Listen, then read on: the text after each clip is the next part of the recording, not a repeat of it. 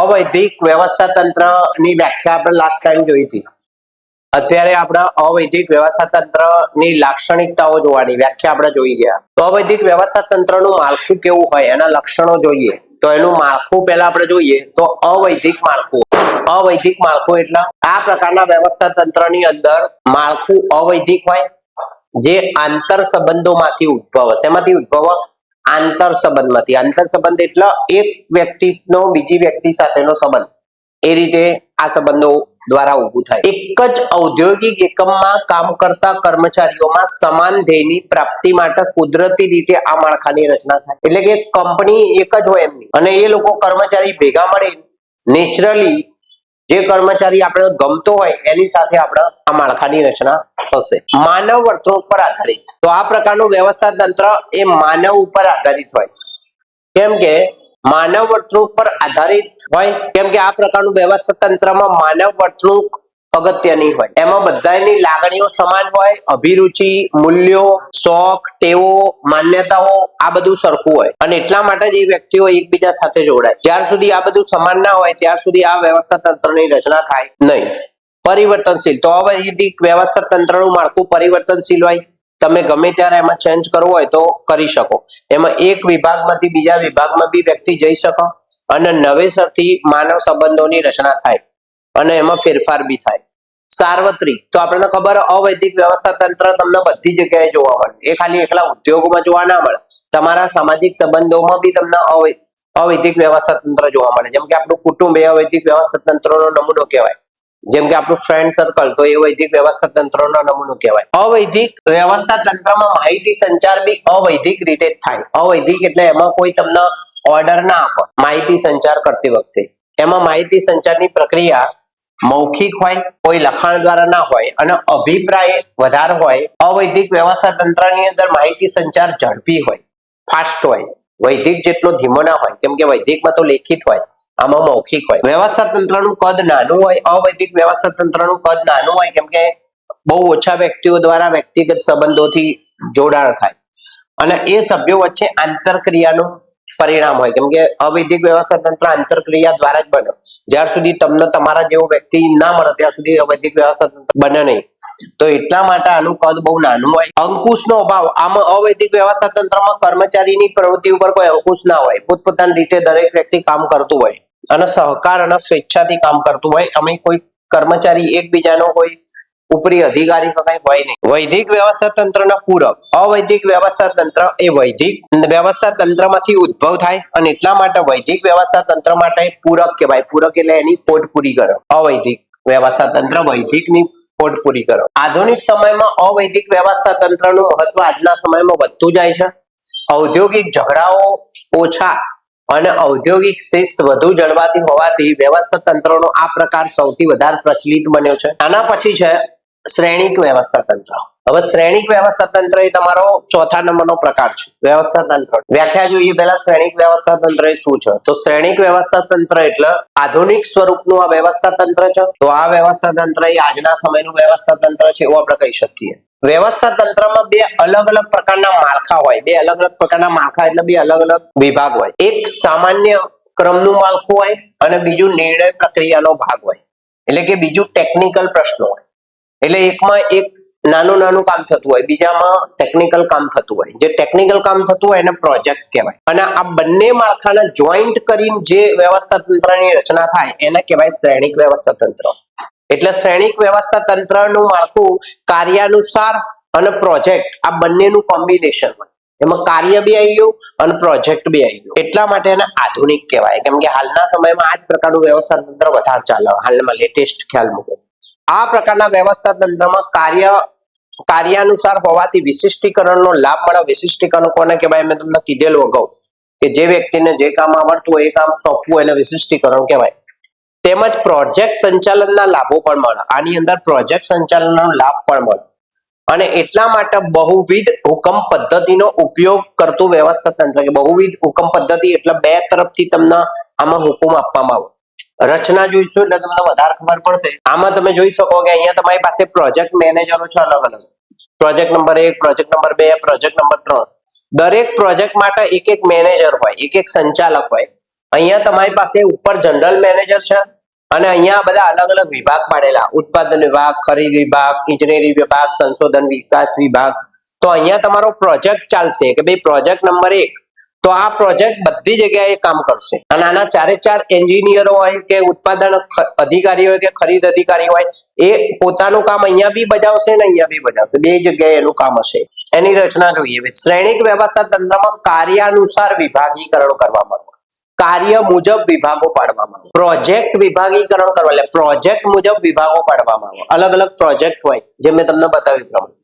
આ પ્રકારના વ્યવસ્થા તંત્રમાં દરેક પ્રોજેક્ટ મેનેજરને એક અલગ પ્રોજેક્ટની જવાબદારી આપવામાં આવે. જો અહીંયા એક મેનેજર છે તો આનો એક પ્રોજેક્ટ આપી દીધો, આને બીજો પ્રોજેક્ટ આપ્યો, આને ત્રીજો પ્રોજેક્ટ આપ્યો, બધાને પ્રોજેક્ટ અલગ અલગ અને દરેક એક પ્રોજેક્ટ માટે એક પ્રોજેક્ટ મેનેજરની નિમણૂક કરવામાં આવે. પ્રોજેક્ટ મેનેજરની જવાબદારી શું હોય કે પ્રોજેક્ટના સફળતાપૂર્વક પૂરો કરવો એ એની જવાબદારી હોય અને એને સફળતાપૂર્વક નિષ્ણાંત સ્ટાફની મદદ લઈને જુદા જુદા કાર્યો જુદા જુદા વિભાગમાં એને કરવાના. તો આ રીતે નિષ્ણાંતોની એક ટુકડી એને આપવામાં આવે અને એ ટુકડીમાં કોણ કોણ હોય તો સંશોધન વિકાસ નિષ્ણાંત હોય, ઉત્પાદન રચના નિષ્ણાંત હોય, તકનીકી નિષ્ણાંત હોય, કોમ્પ્યુટર નિષ્ણાંત હોય. આ બધા જ નિષ્ણાંતો પ્રોજેક્ટના કાર્ય દરમિયાન જે તે વિભાગમાંથી આવે, એટલે અલગ અલગ વિભાગમાંથી આવે. ઉત્પાદન વાળો ઉત્પાદનમાંથી આવે, વેચાણ વાળો વેચાણમાંથી આવે, ટેકનિક વાળો ટેકનિકમાંથી આવે અને પછી વળી પાછા એના પોતાના વિભાગમાં પાછા જતા રહે. પ્રોજેક્ટ પૂરો થઈ જાય એટલે પાછા એમના વિભાગમાં જતા રહે. જેમ કે માની લો કે આ પ્રોજેક્ટ મેનેજરને ઉત્પાદન વિભાગમાંથી કોઈ વ્યક્તિની જરૂર પડી તો એને બોલાયો, પછી વળી પાછો એ વ્યક્તિ ઉત્પાદન વિભાગમાં પાછો જતો રહેશે.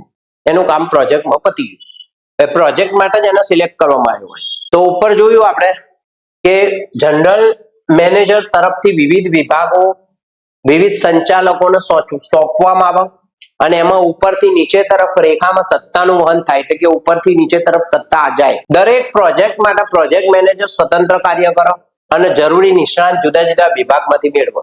એટલે આ પ્રોજેક્ટ મેનેજર પોતપોતાની રીતે કામ કરશે, નિષ્ણાંતો અહીંયાથી લેશે, અલગ અલગ વિભાગમાંથી બોલાવશે કે ચલો ભાઈ ઇજનેરી વિભાગમાંથી કોક આવો, ભાઈ સંશોધન વિભાગમાંથી આવો, ખરીદમાંથી આવો, આવી રીતે દરેક આવશે. પછી આ પ્રોજેક્ટ પતી જશે એટલે વળી પાછો વિભાગમાં એના પાછો મોકલી દેવામાં આવશે. તો આ સંજોગો એટલે કે આ વ્યવસ્થા તંત્રમાં શ્રેણિકની રચના થાય. જો શ્રેણી બની કે ના બની, શ્રેણી બની, આ શ્રેણી બની કહેવાય, ચોરસ. તો એટલા માટે એને શ્રેણિક વ્યવસ્થા તંત્ર કહેવાય. જ્યાં ટેકનોલોજી અને કામગીરી બંને જોવાનું હોય, ટેકનિક બી હોય અને કામ બી હોય, કે બંનેનું કોમ્બિનેશન હોય, ત્યાં આ શ્રેણિક વ્યવસ્થા તંત્ર વધારે અનુકૂળ આવે એવું આપણે કહી શકીએ. તો એ હતું તમારું શ્રેણિક વ્યવસ્થા તંત્ર. એના પછીનો ખ્યાલ છે વિકેન્દ્રીકરણ વ્યવસ્થા. વિકેન્દ્રીકરણ એટલે શું?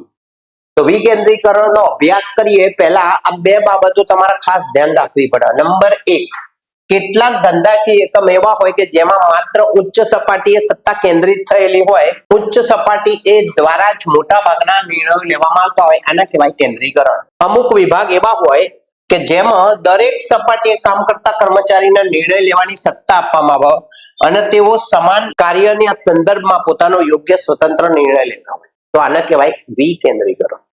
તો વિકેન્દ્રીકરણ એટલે તમે સત્તા વહેંચી નાખી, કેન્દ્રીકરણ એટલે સત્તા તમારી જોડે રાખી, પાવર પોતાની પાસે રાખ્યો. પ્રથમ પ્રકારના વ્યવસ્થા તંત્રમાં સત્તા ઉચ્ચ સપાટીથી એ કેન્દ્રિત થતી હોય, એટલા માટે એને કેવું વ્યવસ્થા તંત્ર કહેવાય? કેન્દ્રીકરણ. પહેલા નંબરમાં પહેલો નંબર વાંચ્યો. જ્યારે બીજા નંબરમાં વ્યવસ્થા તંત્ર દરેક સપાટીએ કાર્ય આપવામાં આવે, દરેક વ્યક્તિને કામ આપવામાં આવે, કોઈ એક વ્યક્તિને કામ નહીં, બધા વ્યક્તિને કામ આપવામાં આવે, એટલા માટે એને કહેવાય વિકેન્દ્રીકરણ વ્યવસ્થા. વિકેન્દ્રીકરણ વ્યવસ્થા એટલે બધાના કામ આપ્યું. એના ઉપરથી આપણે એની વ્યાખ્યા જોઈએ તો એનો ખ્યાલ છે, વિકેન્દ્રીકરણનો ખ્યાલ સત્તા અને જવાબદારી સાથે જોડાયેલું છે. એમાં સત્તા અને જવાબદારી આપવામાં આવે.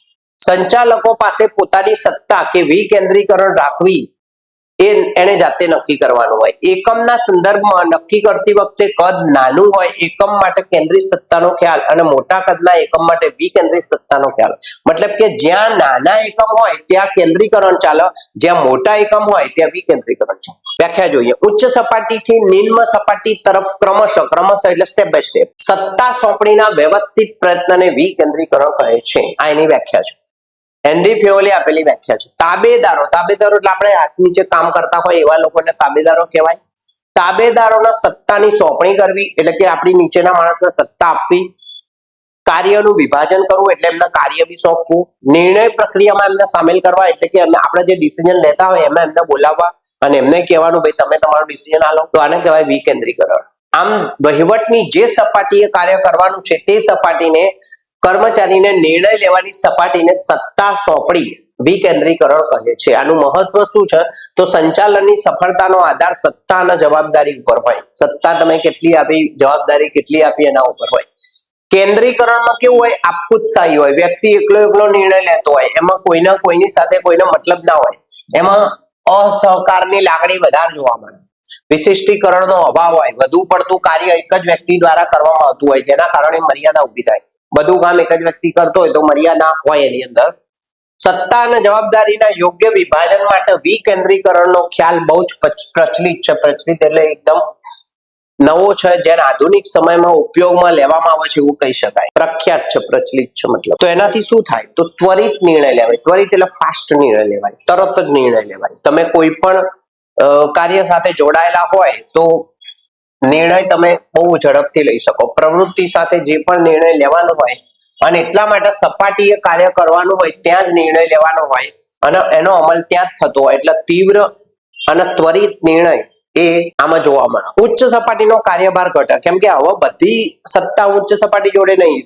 ઉચ્ચ સપાટીએ પોતાનો પાવર નીચે આપી દીધો એટલે હવે બધા જ લોકો જોડે પાવર આવી ગયો, તો હવે ઉચ્ચ સપાટી વાળાનું કાર્ય ઓછું થઈ ગયું. તો અહીંયા વિકેન્દ્રીકરણ વ્યવસ્થામાં મધ્ય અને તળ સપાટી બી સત્તા આપવામાં આવે અને એટલા માટે ઉચ્ચ સપાટીનું કાર્ય શું થઈ જાય? ઓછું થઈ જાય, કેમ કે પાવર નીચે ગયો. અભિપ્રેરણામાં વધારો થાય. અભિપ્રેરણ એટલે પ્રેરણામાં વધારો થાય, આત્મસત્તા વધે લોકોની અંદર. ઉચ્ચ સપાટી દ્વારા મધ્ય તથા તળ સપાટીના કર્મચારીને જે તે કાર્ય કરવા માટે નિર્ણય લેવાની સ્વતંત્રતા આપવામાં આવે. ખાલી એકલા બધા નિર્ણય ઉચ્ચ સપાટી ના લે, અમુક નિર્ણય મધ્ય સપાટી અને તળ સપાટી વાળા લોકો પણ લે અને એટલા માટે એમની અંદર આત્મવિશ્વાસ વધે, કેમ કે જ્યારે તમે કોઈ ડિસિઝન લો ત્યારે તમારી અંદર આત્મવિશ્વાસ વધે અને વિવિધ પરિસ્થિતિમાં જ્યારે નિર્ણય લીધો હોય તો તમે કોઈ પણ પરિસ્થિતિનો સામનો કરી શકો. સંચાલકીય પ્રતિભાનો વિકાસ થાય, કેમ કે આપણે વિકેન્દ્રીકરણ વ્યવસ્થામાં આપણે નીચેના કર્મચારીને સત્તા આપીએ છીએ. સત્તા આપીએ છીએ એના પ્લસ નિર્ણય લેવા માટે કહીએ છીએ, એને જવાબદારી આપીએ છીએ, તો એની અંદર બી એક નેતાગીરીનો ગુણધર્મ એ પોતાને એવું લાગે કે ભાઈ હા હું બી નેતા છું, મને બી કંઈક પૂછવામાં આવ્યું, તો એના કારણે સંકલન આપણે સારી રીતે કરી શકીએ. અને તાબેદારો પણ પોતાના કાર્યનું આયોજન, અંકુશ આ બધી વસ્તુઓ એમની અંદર વિકસે કે આયોજન કઈ રીતે કરવું, વ્યવસ્થા કઈ રીતે જાળવવી, કઈ રીતે કંટ્રોલ રાખવો, કઈ રીતે લોકોને ટેકલ કરવા, આવું બધું એમને આવડે એમને. અને એના કારણે એમના સંચાલકીય પ્રતિભાનો વિકાસ થાય. એમના અંદર સંચાલકના ગુણો આવે કર્મચારીની અંદર, નીચેના માણસો. અને કર્મચારી વિવિધ પરિસ્થિતિમાં નિર્ણય લેતા હોવાથી એને પ્રતિભા બતાવવાની પણ તક મળે. એમની પોતાની અંદર કઈ છુપાયેલું હોય તો એ બહાર આવે કર્મચારીની અંદર. અસરકારક અંકુશ દરેક સપાટીએ કર્મચારી પાસે પૂરતી સત્તા હોય અને એટલા માટે તમારે બધી જગ્યાએ જઈને કામ ના કરવું પડે. કર્મચારીને ભૂલ થાય તો શિક્ષાત્મક પગલા લેવાનું કાર્ય પણ સરળ બને. માની લો કે કોઈ કર્મચારીએ ભૂલ કરી તો એનો જે કર્મચારીનો વિભાગનો જે વડો હોય એ નિર્ણય લે, એ બોલા ઉચ્ચ સપાટી વાળા પૂછવા ના જાય ભાઈ આને શું કરવું, એટ એ ટાઈમ ડિસિઝન લઈ લે. તો આ રીતે અસરકારક અંકુશ જળવાય. સંવાદિતાનું સર્જન થાય. સંવાદિતા એટલે સારા સંબંધોનું નિર્માણ થાય. દરેક સપાટીએ કાર્ય થતું હોય એટલા માટે વિશેષ કરીને દરેક સપાટીના અધિકારી અને કર્મચારી, હુકુમ આપનારાઓ અને મદદનીશો વચ્ચે ચર્ચા વિચારણા કરી યોગ્ય નિર્ણય લેવાય. અને આ પ્રક્રિયા દરમિયાન એક જૂથ બીજા જૂથના સંપર્કમાં આવે જેના કારણે સહકાર એટલે લોકો ભેગા મળીને કામ કરે. સંવાદી સારા સંબંધ ઉભા થાય, કેમ કે એકબીજા જૂથ સાથે કામ કરવા. મર્યાદા શું છે? જ્યાં ખૂબ જ નાના પાયા ઉપર કામ થતું હોય તો ત્યાં ધંધાના રહસ્યોની જાળવણી બહુ જરૂરી હોય. હવે તમે લોકોને સત્તા આપી દીધી તો તમારા ધંધાના રહસ્યો ખુલી જાય. લોકો બાર જઈને બકી લે કે ભાઈ આ કંપની તો આવી રીતે ચાલે છે અને તમારી એના સામે પાછી બીજી એવી નવી કંપનીઓ સ્ટાર્ટ થઈ જાય અને એના કારણે તમારી કંપની બંધ થઈ જાય. તો આ ખાસ એનો ગેરફાયદો છે વિકેન્દ્રીકરણ વ્યવસ્થાનો. કેટલીક વાર સમાન નીતિના અમલના અભાવના કારણે, સંકલનના અભાવના કારણે વિકેન્દ્રીકરણ નિષ્ફળ પણ થતું આપણને જોવા મળે. સત્તા સોંપણી એટલે શું? કાયદાની દ્રષ્ટિએ સત્તા એટલે, અંડરલાઈન કરજો, સત્તા એટલે અધિકાર, પગલા લેવાનો અધિકાર, પાવર. તમારી પાસે એવો પાવર આવે કે તમે પોતે કામ કરી શકો, એને કહેવાય સત્તા. પરંતુ ધંધાકીય એકમમાં સંચાલનની દ્રષ્ટિએ જોઈએ તો સત્તા એટલે હુકુમ આપવાનો અને તેનો અમલ જોવાનો અધિકાર. આ હતું અધિકાર ઉપર જે વાત કરી. કાયદેસર જોવા જઈએ તો અધિકાર, પણ જ્યારે તમે સંચાલનમાં જોવા જાઓ તો તમે કોઈને હુકુમ આપો અને એ હુકુમ પ્રમાણે એને કાર્ય કર્યું છે કે નહીં એ જોવો, એને સત્તા કહેવાય. કે તમારી જોડે પાવર છે કે તમે હુકુમ આપ્યો પછી જોયું કે ભાઈ એ વ્યક્તિએ કામ કર્યું કે નહીં. જેમ એકમનું કદ મોટું થતું જાય, વિસ્તરતું જાય એટલે મોટું થતું જાય, એમ ઉચ્ચ સપાટીએ કેટલાક કાર્યો કરવાની સત્તા અને એનો અમલ નો અધિકાર એના મદદનીશોને આપવા. મદદનીશો એટલે એની નીચેના માણસોને આપવામાં આવે, કેમ કે બધું કામ વ્યક્તિ એકલો પછી સંભાળી ના શકે, એમની પાસે બહુ બધું કામ હોય. તો મદદનીશને સોંપવામાં આવેલ કાર્ય અસરકારક રીતે પાર પાડી શકે એ માટે, કાર્ય કરવા માટે તેનો અમલ થાય તે જોવાની એને સત્તા પણ આપવી પડે. એકલું કામ આપવાથી કશું નથી, સત્તા બી જોડે આપવી પડે, જેને આપણે કહીશું સત્તા સોંપણી. સત્તા સોંપણી એટલે સત્તા સોંપી, આપી, સત્તા આપી. સામાન્ય અર્થમાં કહીએ તો સત્તા સોંપણી એટલે કાર્યની સોંપણી કરવી, બીજાને કાર્ય સોંપવું. મારું કામ હોય હું બીજાને આલું, સત્તા સોંપી દીધી. પણ ખાલી કામ ના આલું, મેં એને સત્તા બી આલું કે ભાઈ તું આની અંદર આવું કરી શકો, અને તે કાર્ય કરવા માટેની સત્તા આપવી. વ્યાખ્યા જોઈએ. લુઈસ એલને આપેલી વ્યાખ્યા સત્તા સોંપણી. સત્તા સોંપણી એવી પ્રક્રિયા છે કે જેમાં સંચાલક પોતાને મળેલ સત્તામાંથી વિધિસર રીતે તેના મદદનીશને કાર્ય કરવાની ફરજો અને સત્તા આપવામાં આવે છે. તો જેમાં સંચાલકને મળેલ સત્તામાંથી વિધિસર મદદનીશના કાર્ય અને સત્તાની સોંપણી કરવામાં આવે. મદદનીશો અન્ય વ્યક્તિઓના સહકારથી જ જે કાર્યનો અમલ કરવાનો હોય એના હેતુસર સભાનતાપૂર્વક કાર્ય. સભાનતાપૂર્વક એટલે જાગ્રત અવસ્થામાં, એને સભાનતાપૂર્વક કહેવાય. કે તમને સત્તા આપી પછી તમે એનો સભાનતાપૂર્વક ઉપયોગ ના કરો તો શું કરવાનું? સત્તા સોંપણીમાં જવાબદારીનો ખ્યાલ પૂરક છે. પૂરક એટલે જોડાયેલો છે. તમે એકલી ખાલી સત્તા નહીં આપતા, તમે જવાબદારી બી આપો છો. કોઈ વ્યક્તિને એકલો પાવર ના આપવામાં આવે એટલે સત્તા બી આપવામાં. અને મદદનીશના એ જવાબદાર હોય, પરંતુ કાર્યના પરિણામનું અંતિમ ઉત્તરદાયિત્વ ભલે તમે સત્તા આપી પણ તેનું છેલ્લું ઉત્તરદાયિત્વ એટલે છેલ્લી જવાબદારી તો અધિકારીની જ રહે. તમે ભલે નીચેવાળા માણસને સત્તા આપી તો પણ તમારી જવાબદારી તો, ધારો કે કોઈ પોલીસ ઓફિસર હોય એને હોમગાર્ડ વાળાને સત્તા આપી અને હોમગાર્ડ વાળે કઈ કામ કર્યું તો છેલ્લો જે બી એને કઈ કામ કર્યું હોય બધું જવાબદારી કોના માથે આવે? પોલીસ ઇન્સ્પેક્ટરના માથે જ આવે. પેલા હોમગાર્ડની કોઈ જવાબદારી ના આવે, કેમ કે એને તો પાલન કર્યું સત્તાનું. બરોબર? તો આ છે સત્તા સોંપણી. તો જવાબદારીમાંથી તમે છટકી ના શકો. તમે એમ ના કહી શકો મેં તો સત્તા આપી દીધી હતી, હવે મારે કઈ નહીં જોવાનું. પોલીસ ઓફિસર એવું ના કહી શકો. એ પોતાની જવાબદારી એને અદા કરવી પડે. મહત્વ જોઈએ તો સત્તા સોંપણી ઉચ્ચ સંચાલકોની કામગીરીમાં રાહત આપે. એટલે ઉચ્ચ સપાટી વાળા કામગીરીમાં ઓછું થાય, એમનું કામ ઓછું થઈ જાય, રાહત મળે એમને. જેના કારણે તેઓ નીતિ વિષયક નિર્ણય ઉપર ધ્યાન કેન્દ્રિત, એટલે નીતિ વાળા નિર્ણય લઈ શકે. તેના દ્વારા સંચાલન કાર્યક્ષમ રીતે થાય. તેથી કહી શકાય કે સત્તા સોંપણી એ સંચાલનની ચાવી છે. અંડરલાઈન કરજો, સત્તા સોંપણી એ સંચાલનની ચાવી કહેવાય.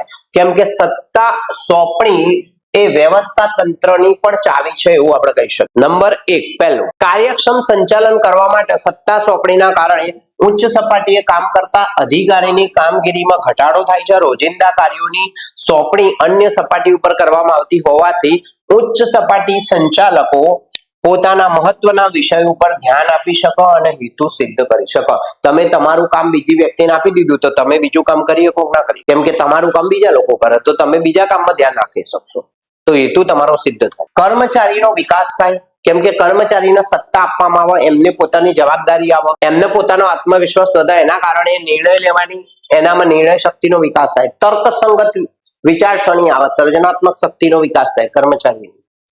અભિપ્રેરણ એટલે કે કર્મચારીને પ્રેરણા મળે છે. આની અંદરથી કર્મચારીની પ્રતિભા બહાર આવે. પ્રતિભા એટલે એની અંદર જે છુપાયેલું હોય બહાર આવે, અને મનોવૈજ્ઞાનિક ફાયદાઓ પણ મળે, કેમ કે એ અધિકારીને મદદરૂપ થાય. અને એના કારણે જવાબદારી જ્યારે એને સોંપવામાં આવે ત્યારે કોઈ વ્યક્તિની જવાબદારી જ્યારથી ના મળે ત્યારથી એને ખબર ના પડે કે શું કરવું. જવાબદારી મળે એટલે પોતાને ફરજનું એને ભાન થાય, તો એના કારણે એને સહભાગી બને. જે પહેલા કર્મચારી કામ ના કરતો હોય તો હવે એ સહભાગી થઈને કામ કરશે, કેમ કે એને સત્તા મળી, એને જવાબદારી મળી. અને એનો આત્મવિશ્વાસ, એનો આત્મસન્માન વધશે અને કર્મચારી અભિપ્રેરણ થશે. અભિપ્રેરણ એટલે પ્રેરણા મળશે. વિશિષ્ટીકરણનો લાભ મળે. વિશિષ્ટીકરણનો લાભ એટલે કે જે વ્યક્તિને જે કામ આવડતું હોય એ કામ એની પાસેથી લેવું.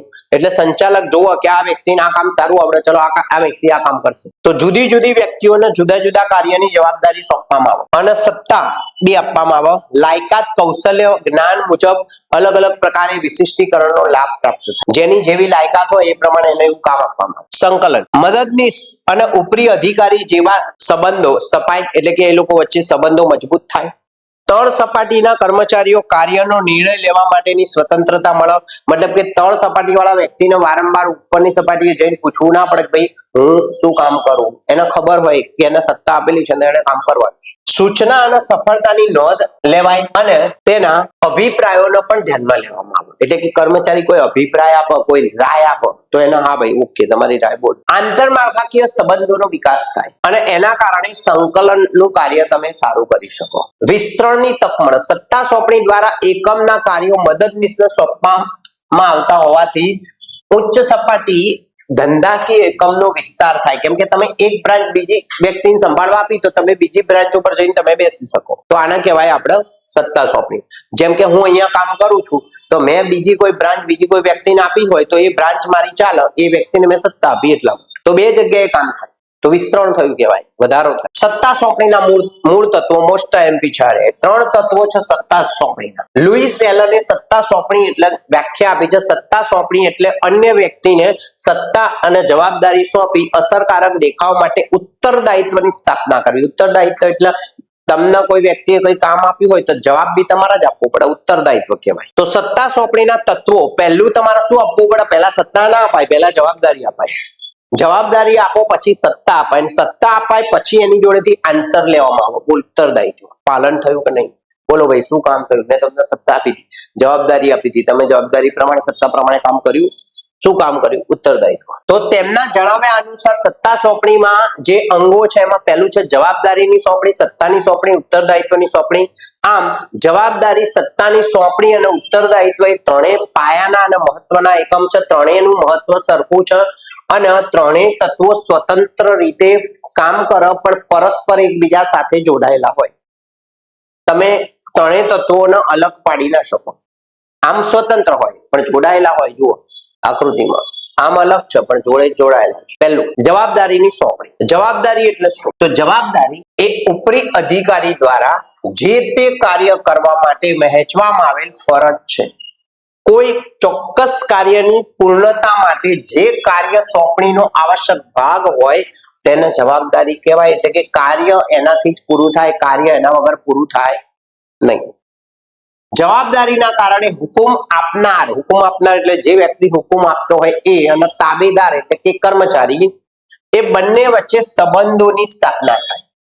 કારણ કે તાબેદારે હુકમ આપનારે સોંપેલા તમામ ફરજોનું પાલન કરવાનું હોય અને તાબેદારે હંમેશા ઉપરી અધિકારી માટે શું હોય? જવાબદાર. ઉપરી અધિકારીને જવાબ આપવાનો. સત્તા અને જવાબદારીના બાબતની સ્પષ્ટતા જરૂરી હોય. કોઈ કાર્ય માટે જવાબદારીની વહેંચણી કરવામાં આવે તો તે સત્તા તે વ્યક્તિને આપવી જરૂરી બની જાય. દાખલા તરીકે તમે કોઈ પોલીસ અધિકારી હોય, એના ઉપરના પોલીસ અધિકારી તરફથી એવું કહેવામાં આવે જગ્યાએ જેટલા ગુંડાઓ છે એને સાફ કરી દો, તો તમારે એના સામે બંદૂક બી આપવી સાફ કરવા માટે. એકલો પછી એના કોણ લેવા લાઠી જઈને સાફ કરી આવો તો એ સાફ થઈ જાય, તો ના ચાલે. મતલબ કે એના એ જ પ્રમાણેની સત્તા આપવી પડે જેટલો તમે એને જવાબદારી આપો. તો સત્તા મુજબની જવાબદારી આપવાનો ખ્યાલની હિમાયત કરવામાં આવી છે. જવાબદારીના પ્રમાણમાં સત્તા વધારે બી ના આપવી પડે અને ઓછી બી ના આપવી પડે, સપ્રમાણ આપવી પડે. જેટલી જવાબદારી, માન લો કે વધારે પડતી સત્તા આપી દો તો દુરુપયોગ કરે અને ઓછી સત્તા આપો તો જવાબદારી નિભાવી ના શકો. એટલે તમારે સપ્રમાણ આપવી પડે. તો જવાબદારી ઓછા પ્રમાણમાં આપવામાં આવે તો સત્તાનું પાલન ના થાય. સત્તા અને જવાબદારી સમતોલ હોવા જોઈએ તો જ યોગ્ય અને કાર્યક્ષમ બને. એના પછી સત્તા સોંપણી. જવાબદારી આપી દીધી, હવે સત્તા આપવાની. તો સત્તા એક અધિકાર છે જેના દ્વારા અન્ય પાસેથી કામ લઈ શકાય. સંચાલકો તરફથી મદદનીશને જે કાર્ય સોંપવામાં આવ્યું હોય તે સારી રીતે પાર પાડવા માટે સત્તાની સોંપણી એને કરવી જોઈએ. સત્તાની સોંપણી એ ઉચ્ચ સપાટી થી તળ સપાટી તરફ જાય છે. ક્યાંથી ક્યાં તરફ જાય છે? ઉચ્ચ સપાટીથી તળ સપાટી તરફ જાય છે. હુકુમ લેવાની સત્તા આપવામાં આવે છે. સત્તા સોંપણી વિવિધ બાબતો અલગ અલગ હોઈ શકે, જેમ કે માર્કેટિંગ મેનેજર તેના વિભાગ માટે જરૂરી ખર્ચ કરવાની સત્તા આપે કે ભાઈ તમારે જેટલો ખર્ચો કરવો એટલો કરો. કર્મચારીની નિમણૂક કરવાની સત્તા આપે, એમના શિક્ષાત્મક પગલાં લેવાની સત્તા આપવામાં આવે. તો આ બધી અલગ અલગ સત્તાઓ છે, પાવર છે.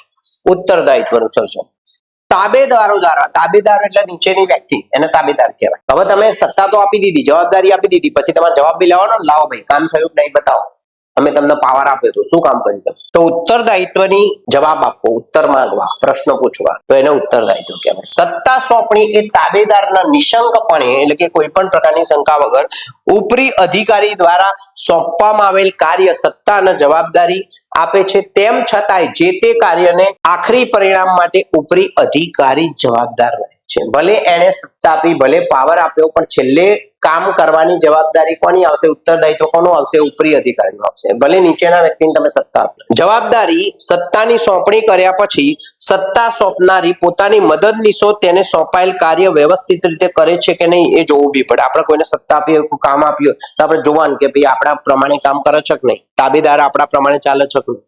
તાબેદારને સોંપાયેલ કામના પરિણામ ઉપરી અધિકારીએ ઉત્તરદાયિત્વમાંથી મુક્ત ના કરી શકે. એટલે ઉપરી અધિકારી એમ ના કહી શકે મેં તો નીચેવાળાને કામ આપી દીધું હતું, એમણે કર્યું નહીં, હું શું કરું? આવું છૂટી ના એક. જેમ આપણે નહીં કોઈ વ્યક્તિને કામ આપી દે પછી કહી દઈએ હું તો આના લીધું માની જોવાનું. ઉત્તરદાયિત્વ નીચલી સપાટીથી ઉચ્ચ સપાટી તરફ જાય. ઉત્તરદાયિત્વની સોંપણી ના થાય. ઉત્તરદાયિત્વ જેનું હોય એનું જ રહે. ધારો કે કોઈ હિસાબી અધિકારી હોય, એને હિસાબો લખવાની તમે જવાબદારી એકાઉન્ટન્ટ ના આપી હોય, પરંતુ જો હિસાબો સાચા છે કે ખોટા છે, એમાં ભૂલ હોય, ગોટાળા હોય, તો એનો છેલ્લો હિસાબ કિતાબ કોણે જોવાનો? ભલે એકાઉન્ટન્ટે લખ્યું, પણ છેલ્લું કોણે જોવાનું? હિસાબી અધિકારીએ જોવાનું હિસાબ. તો એ એનું ઉત્તરદાયિત્વ રહે. તો એકાઉન્ટન્ટની કોઈ જવાબદારી રહેશે નહીં.